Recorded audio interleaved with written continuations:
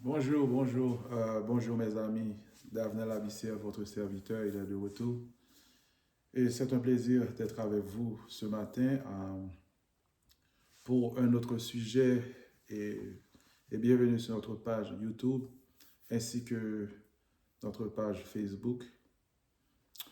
C'est ici la journée que l'Éternel a faite, qu'elle soit pour nous un sujet d'allégresse et de joie. Avant même qu'on commence à notre programme d'aujourd'hui, on va faire la place à notre grand Dieu de l'univers, notre Seigneur Jésus-Christ. Seigneur, nous te disons merci pour ce matin et nous te disons merci pour ce service. Merci de nous avoir aidés pendant tout le long de notre vie et merci pour nous avoir donné la vie et le souffle de vie. Et nous n'avons pas assez à te donner parce que la seule chose qui est nécessaire, qui est importante, c'est de te donner notre vie. Ainsi, notre vie d'une manière à donner la vie à d'autres personnes à partir de ton Saint-Esprit, Seigneur. Seigneur, nous te disons merci et merci pour ce service encore auquel que tu vas mettre ta parole dans la bouche de ton serviteur afin que nous puissions bénir les autres et que nous savons que, Seigneur Dieu, sans ta présence, nous ne serons pas en mesure de faire valoir ta gloire, tout ce don que tu nous as demandé de faire.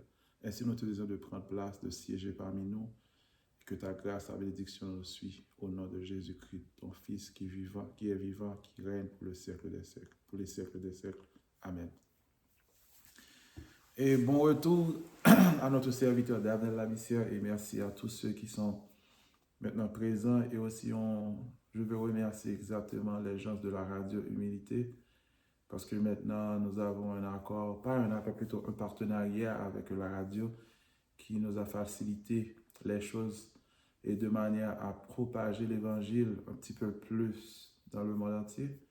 Et je salue cordialement ces gens qui sont des gens de Dieu et je vous dis merci encore de me faciliter la tâche pour la retransmission et la transmission en direct ou en direct de ce culte.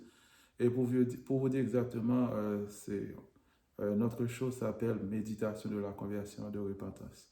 Bienvenue tout le monde à la méditation de la repentance et de la conversion. Nous avons un sujet tout à fait intéressant et c'est un sujet très rafraîchissant et c'est un sujet auquel que vous allez être bénis. Le titre c'est le virtuel, le réel et le naturel et le spirituel. Normalement, quand on parle de virtualité ou virtuel ou de réel ou la spiritualité, mais si on veut parler premièrement de la virtualité, le virtuel de manière plutôt scientifique, on dirait de préférence que le virtuel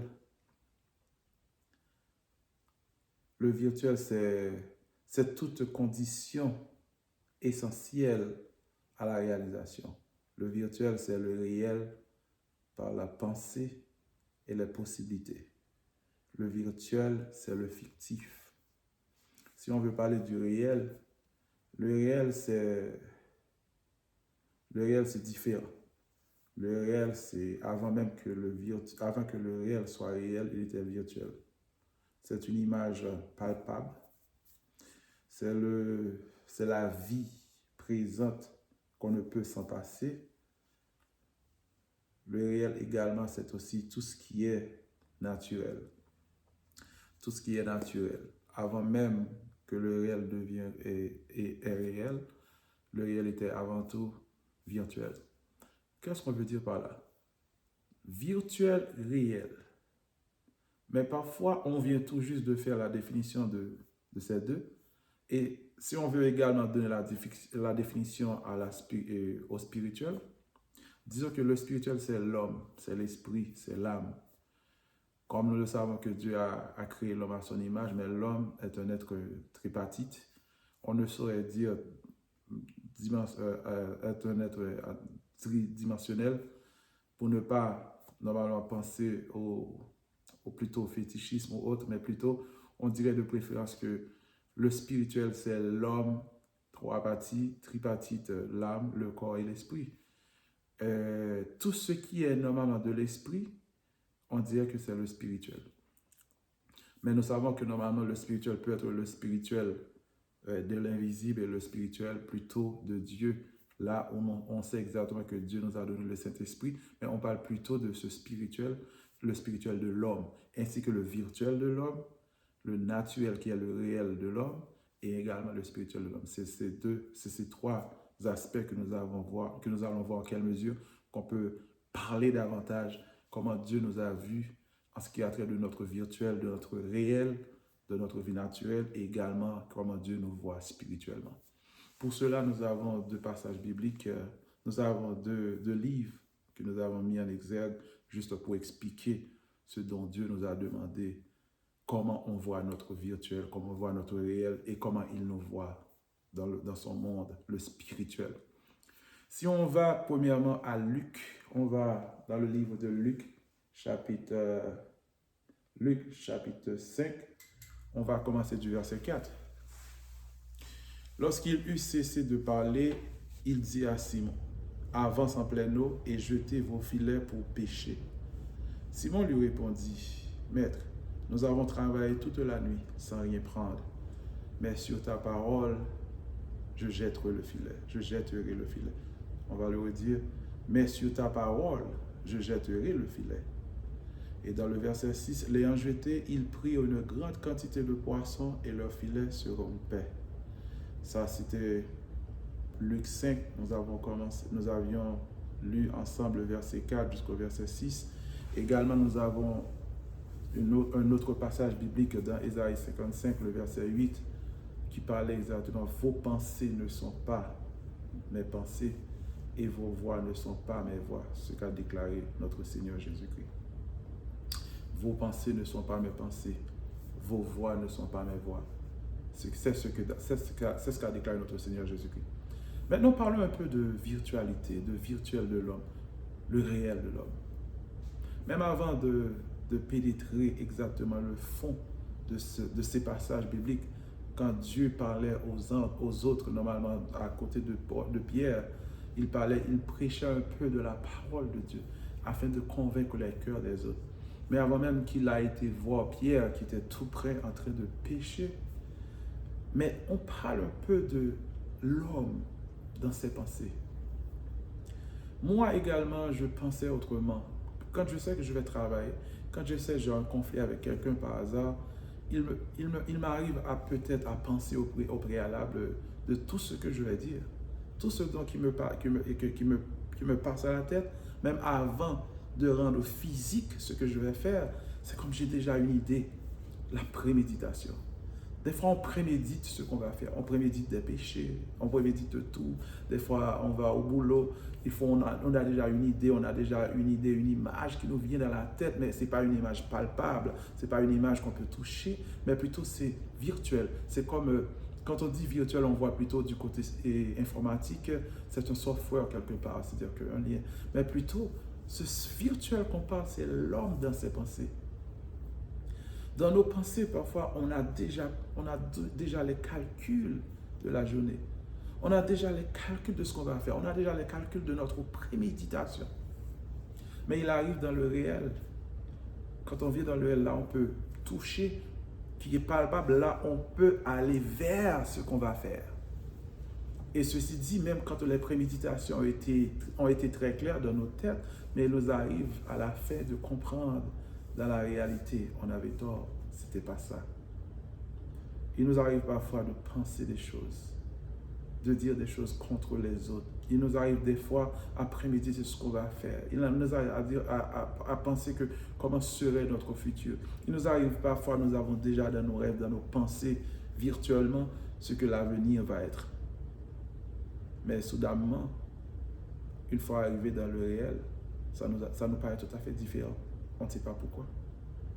Parce qu'on est naturel.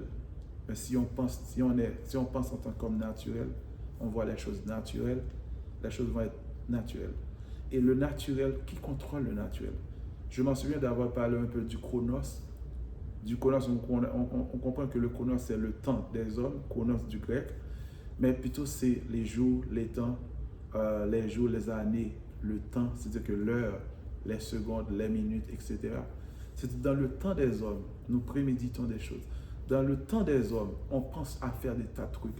Mais le temps des hommes n'est pas forcément contrôlé par le spirituel.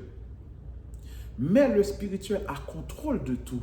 Parce que le spirituel est contrôlé, parce que tout a été créé par Dieu, l'univers, etc. Mais les hommes, il arrive à ce que Dieu a donné la capacité aux hommes de penser autrement. Dieu a donné la capacité aux hommes de voir les choses et de commencer à vraiment à mettre les choses A plus B, etc., les mathématiques, etc., les sciences. Parce que l'homme a été créé à l'image de Dieu, et ainsi que l'homme a été donné par Dieu, normalement, la capacité de comprendre, de faire des choses. Parce que nous sommes exactement, normalement, l'image de Dieu, et c'est la capacité à laquelle que nous faisons les choses. C'est vraiment, c'est grand, parce que Dieu nous a créés avec ses capacités, avec nos pensées, tout ce qu'on devrait faire. Dieu nous a tout donné dans le commencement. C'est la raison pour laquelle que, quand on pense naturellement, les choses viennent naturellement, mais des fois, pendant que les choses viennent naturellement, il y a des incontournables, ainsi qu'il y a des imprévus. Parce que le temps des hommes, qui est le chronos, il est contrôlé parfois par l'ennemi. Parce que nos pensées ne sont pas les pensées de Dieu. Parce que l'ennemi a une pensée contraire à celle de la pensée de Dieu, mais Dieu lui-même qui contrôle le kairos, qui est le temps révélé de Dieu pour ses enfants, et qui est tout à fait différent du temps de l'homme, qui est le chronos. Et je crois que vous allez être bénis de ce qu'on va parler davantage, parce que nous sommes sur le point de vous expliquer, de comprendre le temps des hommes, le temps de Dieu, à partir de qu'est-ce qu'on veut dans la vie, qu'est-ce qu'on veut devenir et comment on va le faire. Est-ce que si on croit dans le virtuel, dans notre réel, comment les choses vont être réalisées et comment Dieu nous voit en ce sens. Ainsi, dans le passage biblique, dans Luc 5, dans le verset 4, on a lu que normalement Pierre, il devait pêcher parce que le temps des pêches, le plus souvent, les pêcheurs le savent exactement. Pendant la nuit, tout est calme. Et c'est le moment auquel que normalement les poissons sont plutôt calmes, et c'est un moment idéal pour pêcher parce que les pêcheurs le savent. Mais Pierre, dans sa tête, virtuellement, s'il sait qu'il a laissé la maison, il sait ce qu'il va faire. Dans la tête, il a vu les poissons. C'est-à-dire que dans ses pensées, c'est là son virtuel. Mais dans la réalité, c'est lors qu'il est arrivé sur le champ même, dans le bateau auquel il va pêcher, il arrive à ce qu'au moment que normalement ses pensées étaient branchées sur les poissons, il va faire une grande catch. Mais qu'est-ce qui s'était arrivé? Il arrive soudainement que Pierre n'a eu rien. Même quand il a tout essayé pendant toute la nuit, rien ne s'est passé comme prévu. Son virtuel n'a pas réalisé. Son virtuel et son réel, les deux ont été comme peut-être un jour, c'est un jour perdu. Parce que il y a dans la tête de l'homme beaucoup de projets, mais c'est le dessein de l'Éternel qui s'accomplit. Ainsi qu'on ne va pas prendre le fait que normalement Pierre, comme pécheur, normalement, il devait pécher, mais il arrive à ce que normalement, ce n'était pas comme prévu. Mais nous autres qui sommes chrétiens, regarde parfois dans notre vie, qu'est-ce qui nous arrive à faire? Qu'est-ce qui nous passe à la tête parfois? De préméditer des péchés, de préméditer des choses à laquelle on sait qu'on va faire de telle manière, mais normalement on n'a jamais. Moi-même, je veux vous dire qu'il faut commencer à laisser tomber nos pensées. Il faut commencer à laisser tomber les rêves. Parce qu'on dit souvent qu'il faut qu'on croie dans nos rêves, mais on ne peut pas croire dans nos rêves. Parce que nos rêves en tant que chrétiens, c'est qu'on peut douter de l'avenir. Mais si je dis tantôt que on voit sur les réseaux sociaux, des fois à l'internet, des gens qui postent, des gens qui mettent des trucs comme par exemple, crois dans ton rêve. Mais je ne peux pas croire dans mes rêves parce que je sais que celui qui me montre le chemin, c'est Dieu. C'est le spirituel. Parce que normalement, toute chose avant d'être naturelle a été au préalable spirituel. Parce que le spirituel, quand on parle, dont on parle, c'est le spirituel de Dieu. Le spirituel, c'est l'homme. L'homme en vertu de tout ce qu'il est en train de vivre. Par exemple, quand je vivais dans le naturel, parce que tout a été clair dans ma tête, mais j'ai tout essayé, mais j'ai échoué. Pourquoi? Parce que on ne sait pas effectivement ce qu'on doit faire parfois. Même le chemin, quand on dit des fois, suis ton cœur, je ne peux pas suivre mon cœur.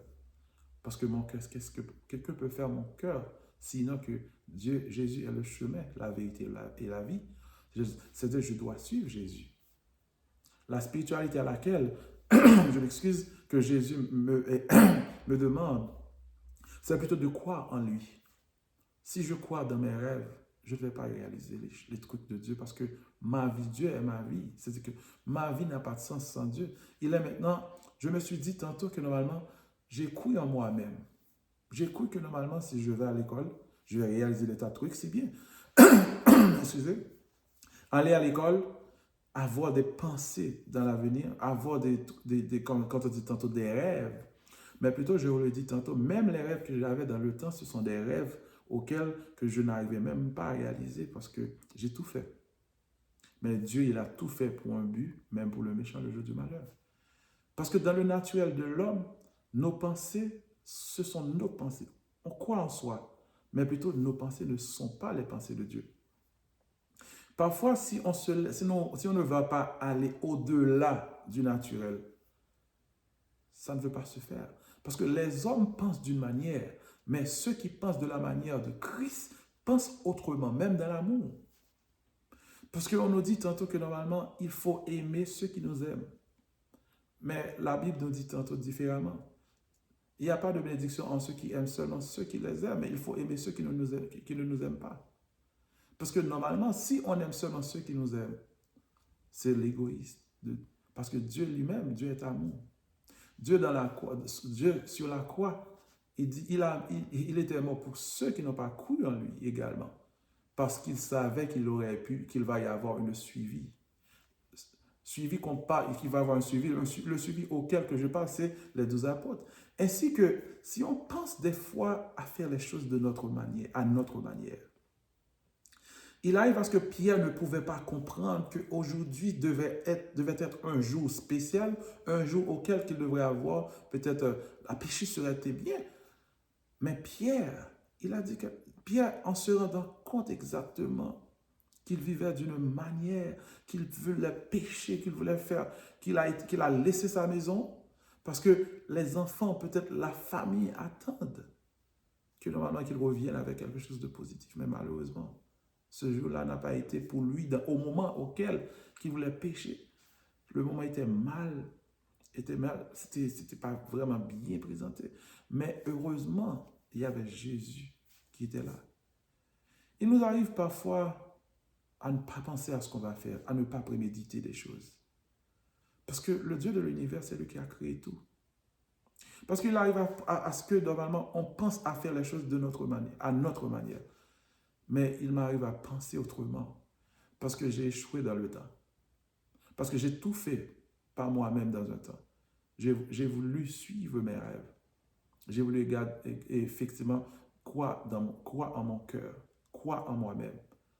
Mais je n'arrive pas à comprendre que même quand j'ai cru en moi-même, malgré les capacités que j'ai, les capacités intellectuelles ou autres, que je sais que je peux compter sur des gens, mais malgré que j'ai compté sur des gens, après quoi, où sont-ils?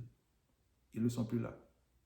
Et maintenant, ma vie dans un temps a été un chaos, mais quand j'ai pu réaliser que crois en moi-même, et la Bible dit crois au Seigneur Jésus, tu seras sauvé, toi et ta famille. C'est pas de croire en moi-même. Il faudrait que je suis mes rêves, mais je ne peux pas suivre mes rêves parce qu'il y a dans la tête de l'homme beaucoup de projets, mais c'est le destin de l'Éternel qui s'accomplit. À chaque fois que je vois les choses virtuelles, mais dans la réalité, il y a un changement rationnel. C'est parce qu'on ne vit pas dans le temps de Dieu. Le temps des hommes a beaucoup de suspense. Le temps des hommes a beaucoup d'imprévus. Mais le temps de Dieu n'a pas d'imprévus. Le spirituel de Dieu qui est le kairos de Dieu, le temps révélé de Dieu, si on se laisse emporter par l'Esprit de Dieu, c'est alors qu'on va réussir. Parce qu'il dit tantôt dans Josué, verset 8, c'est-à-dire que Et que ce livre de la loi ne s'éloigne point de ta bouche, médite le jour et nuit pour agir fidèlement selon tout ce qui est écrit. Et car c'est alors que tu auras du succès dans tes entreprises et c'est alors que tu réussiras. C'est-à-dire le spirituel de Dieu n'a pas d'échec. Mais la pensée des hommes, c'est la pensée normalement qui nous amène là où il y a la ruine. Parce que nos pensées ne sont pas les pensées de Dieu. Nos chemins, nos voies ne sont pas les voies de Dieu. Parce que si on laisse le Saint-Esprit nous mène, nous guide, on ne va pas normalement prendre des voies tortueuses. Parce que Jésus-Christ était là avec Pierre au moment même qu'il voulait pécher. Il n'a pas pu prendre, il n'a pu rien pécher. Mais grâce lui a été rendue que Jésus-Christ était là. Mais Pierre disait une chose qui était vraiment importante quand il disait tantôt, mais sur ta parole, je jetterai le filet. Il est temps de dire que Jésus, j'ai échoué. Mais sur ta parole, je vais faire ce que tu m'as demandé de faire. Sur ta parole, je vais cesser d'être moi-même. Je vais vivre pour toi. Sur ta parole, je vais commencer à aimer. Sur ta parole, je serai quelqu'un de nouveau. Parce que quand on connaît Jésus, quand on vient juste de comprendre que Jésus est là, il nous donne le Saint-Esprit, dès lors, on doit commencer à s'oublier soi-même. On doit commencer à faire ce qu'on appelle normalement une sorte de rétrospection de notre vie et à commencer à oublier les choses du passé. Pourquoi? Parce que normalement, quand Jésus nous appelle, c'est comme un verre rempli, qui était rempli. Et ce verre qui était rempli, c'était le saleté, c'était le péché et autres. Mais si on veut avoir une autre vie, si on veut que normalement, le jour même que afin que Dieu puisse investir dans notre vie, il faut commencer à y penser, de jeter l'eau qui est dans ce verre. Et il faut même penser des fois à jeter même le verre pour avoir un verre tout à fait neuf. C'est-à-dire que quand Dieu nous appelle, nous devenons un vaisseau comme vide, un vaisseau comme clean, c'est-à-dire qu'on est devenu quelqu'un d'autre. Et c'est alors que nous allons penser à ce que Dieu normalement nous appelle et nous a dit maintenant de ne pas jeter nos filets ici, de ne pas le faire ainsi parce que voilà comment il faut faire. Voilà, il faut oublier tes rêves. Il faut oublier normalement, il ne faut pas suivre ton cœur, suivre mes pensées. Suis là où je demande à Pierre de jeter les filets. Parce qu'il a jeté les filets quand même, il n'a pu prendre rien. C'est ainsi que tous nos échecs maintenant vont être transformés en réussite. Parce que Jésus-Christ est là. Jésus-Christ a dit Pierre, Jésus-Christ a dit à Pierre, jetez vos filets. Jetez vos filets ici. Et Pierre a dit, sur ta parole, je le ferai. Ainsi qu'il faut dire aujourd'hui, Jésus, j'ai tout fait dans le temps. Mais toi, tu as tout fait pour un but. Il est le temps nécessaire afin que normalement je ne suis pas à mon cœur. Il est le temps que normalement je ne crois pas dans mes rêves, mais plutôt aux attentes que Dieu normalement, ou plutôt au plan de Dieu. Car le plan de Dieu n'est pas mon plan. Les pensées de Dieu ne sont pas mes pensées. Les voies de Dieu sont insondables. Mais si normalement je pense que dans le futur, je pense que je vais croire dans ce que je vois virtuellement et réellement, ou dans la virtualité à laquelle que normalement j'avais l'habitude de me laisser emporter, mais j'ai tort parce que normalement, ce que Dieu me demande maintenant, c'est de comprendre que la vie spirituelle est différente de la vie naturelle. La vie spirituelle, c'est de voir les choses différemment. C'est de voir les gens, c'est de voir plus haut, plus loin que ceux qui peuvent voir dans le naturel. Parce que voir dans le naturel, c'est facile. Parce que normalement, quand on voit les choses naturellement, des fois, on voit les choses, mais c'est pas la mal. Ce qu'on voit n'est pas forcément ce qu'il devrait être.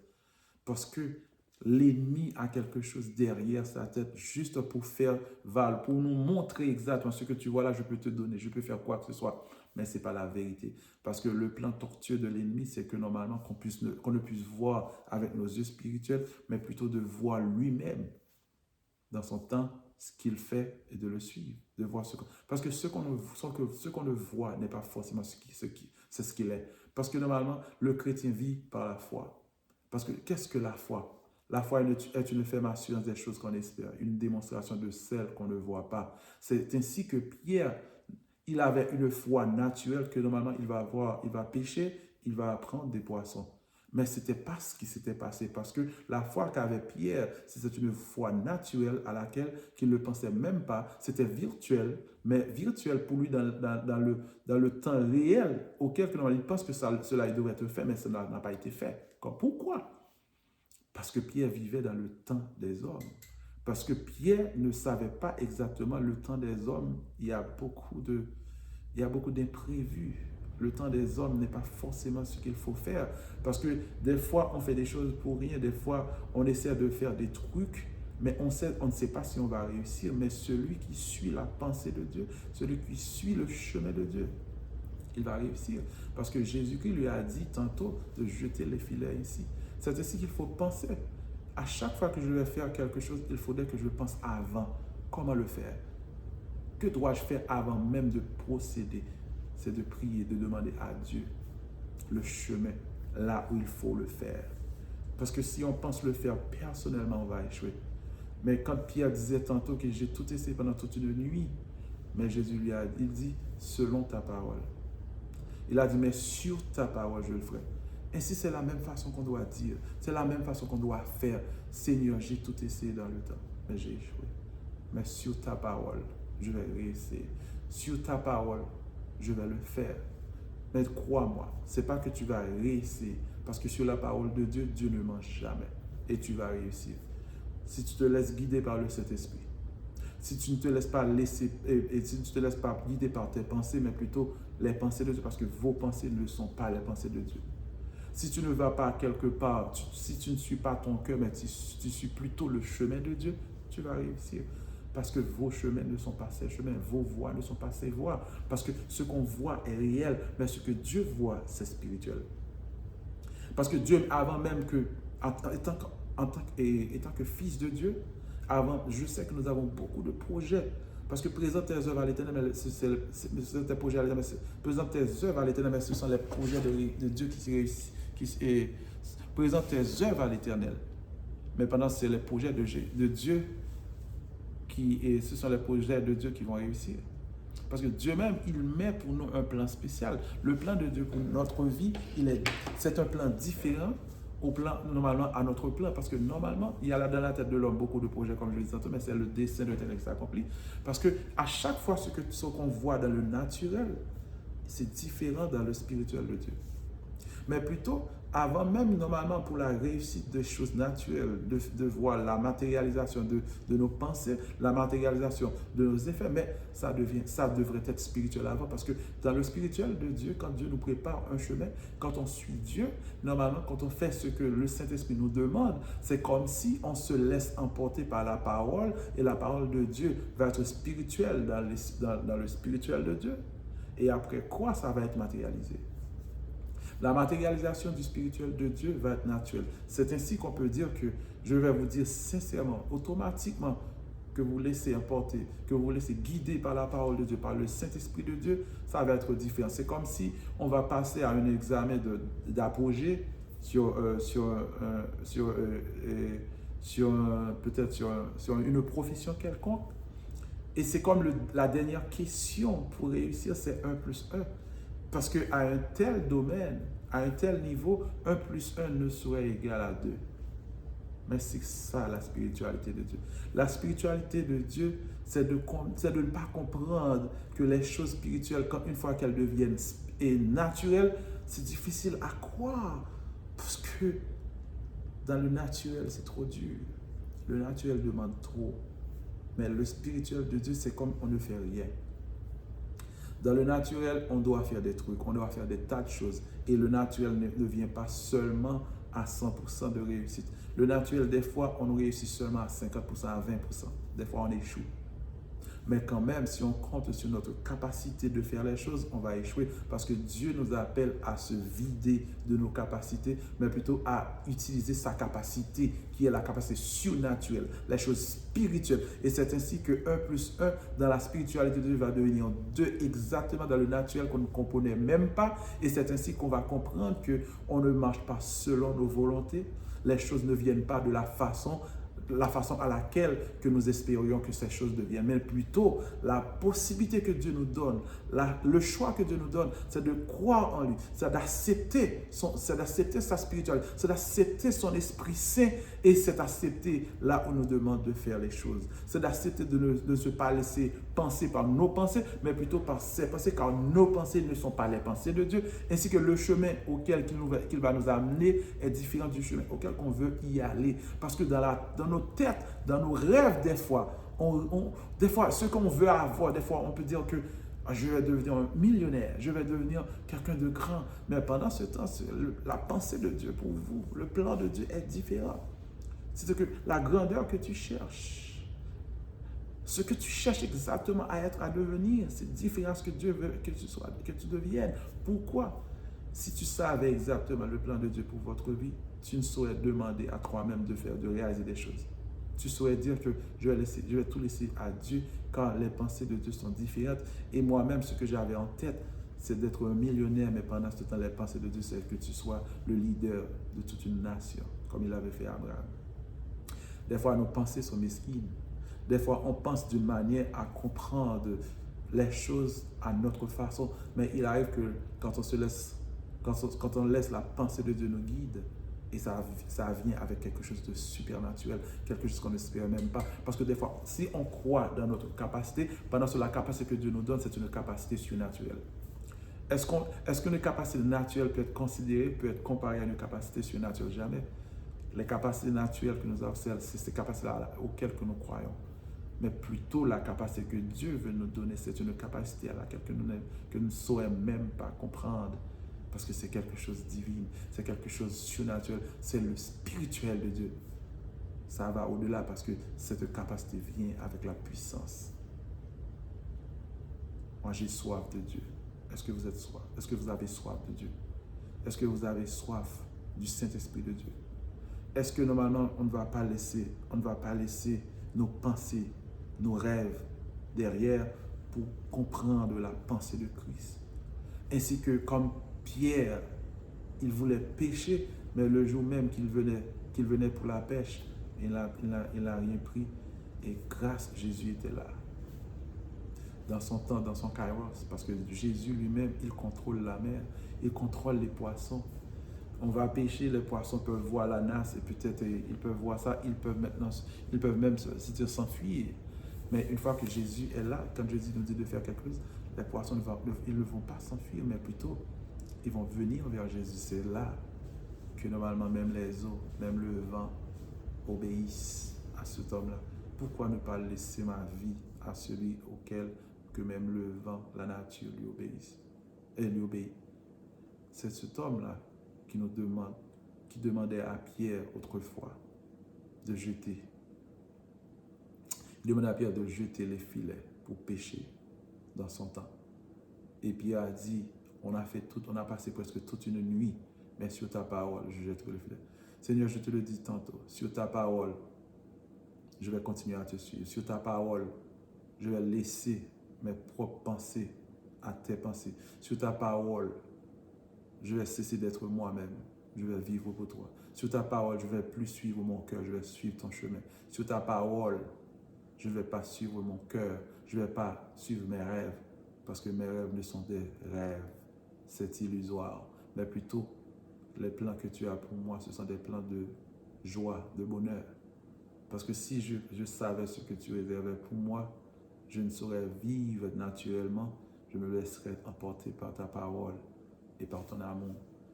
Et c'est ainsi que les amis, je veux que vous compreniez que là où Jésus veut vous emmener, c'est là où il va jeter le filet.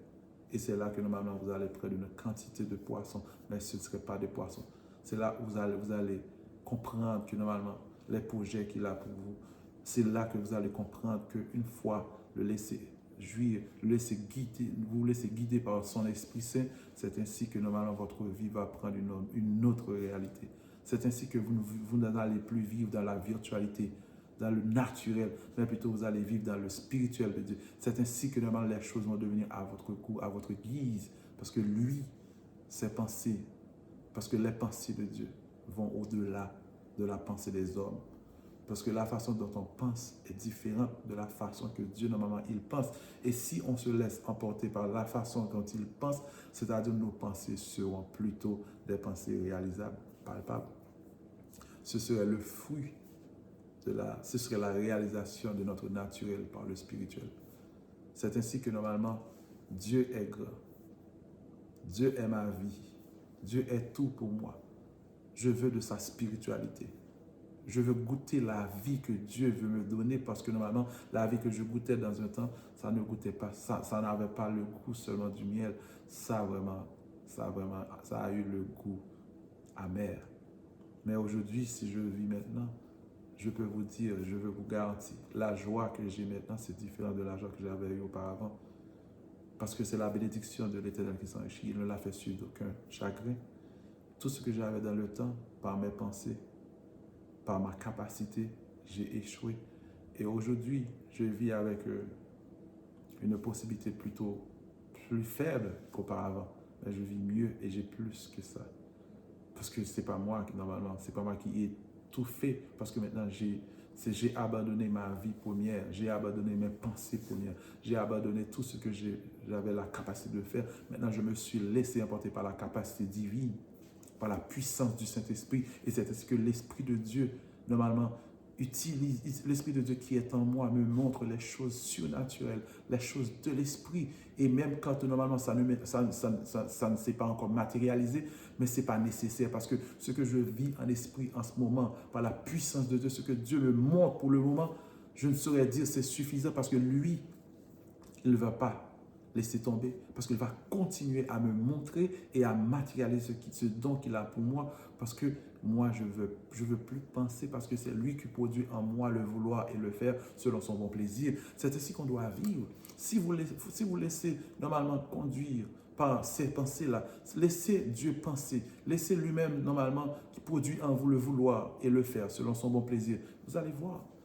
Parce que nous sommes comme un robot quand on vit. Parce que lui, il a le remote control. C'est lui qui nous dit à droite et à gauche, devant et derrière. Si on vit notre vie ainsi, c'est-à-dire que c'est ainsi que normalement il veut qu'on vive notre vie.